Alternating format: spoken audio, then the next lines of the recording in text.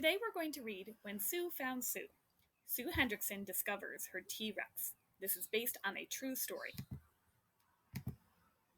Sue Hendrickson was born to find things, missing trinkets, prehistoric butterflies, sunken ships, even buried dinosaurs. If it was lost, Sue's curiosity led her on a hunt to find it. Sue began searching for lost treasure when she was mighty small. She was born shy and incredibly smart. Treasure hunting was a perfect job for a shy girl. When she was young, Sue would walk alone through the alley behind her home in Munster, Indiana, with her head down. She was on a mission to find things, and she often did, like the little brass perfume bottle she's never lost. Sue wasn't like other kids, so shy and smart. Sue gobbled up books the way other kids gobbled up ginger snaps. Head down, a book a day, Sue learned things all on her own. She dialed her curiosity up high and discovered everything about anything that interested her. Sue's curiosity led her to visit the Field Museum of Natural History in Chicago. She loved to view the endless supply of treasures that other hunters, maybe shy outsiders themselves, had already found. Sue couldn't wait to grow up and search the wide world for hidden treasure on her own. At the age of 17, Sue launched her life of discovery, traveling, living outdoors, supporting herself, and finding things. One curiosity always led to another, and for the first time, Sue joined teams of curious, dedicated treasure hunters.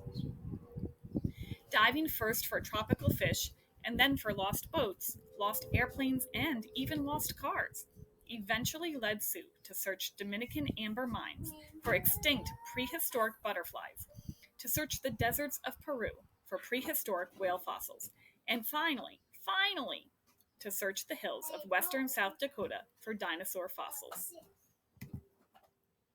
For 4 long, hot, dusty summers, Sue dug for duck-billed dino fossils, taking down the big rocks with a shovel and pick, then freeing the bones, first with a rock hammer, and then with a digging knife, then with an X-Acto knife and a tiny pick, and finally dusting the area with a paintbrush to remove all traces of rock from the bone.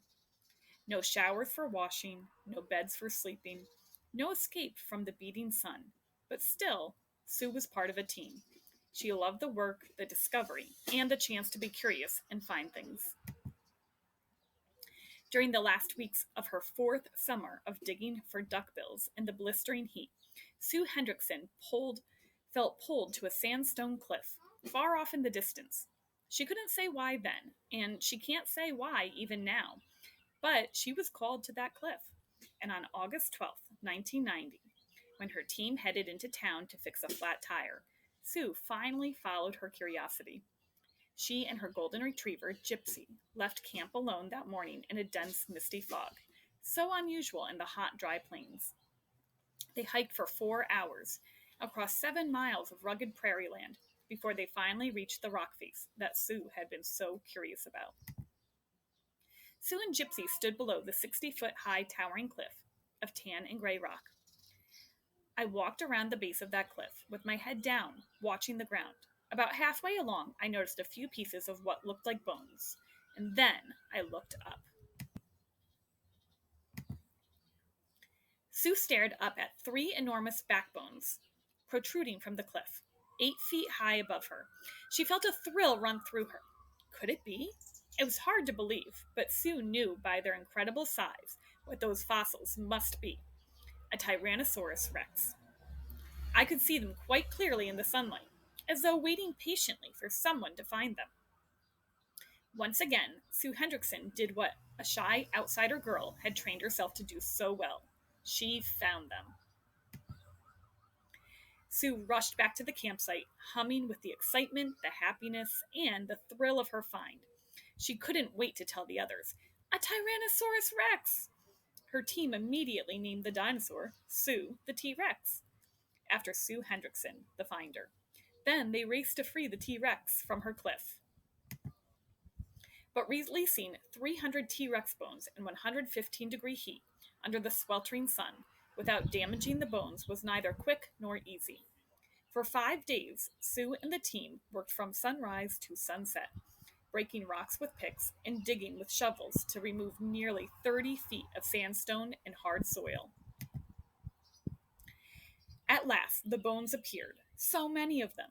The teams mapped the location of each with drawings and photographs. Finally, with knives, brushes, and smaller tools, Sue and the team removed and numbered every bone, recording them in a notebook. Nearly 3 weeks later, trucks bounced over 150 miles to deliver all of those bones to the Black Hills Institute. Sue the T Rex was finally free, thanks to Sue Hendrickson, who was born to find things. After a long dispute about ownership, Sue the T Rex went to auction. And who won the auction? None other than the Field Museum, the very same museum Sue Hendrickson loved to visit so often as a young girl. Walk into the Field Museum of Natural History in Chicago. Inside, Sue the T Rex towers over you. Sue is the world's largest, most complete, best preserved Tyrannosaurus rex fossil discovered so far. And she was found by Sue Hendrickson, that once shy girl, so different from the others, whose curiosity has always led her to find things, and always will.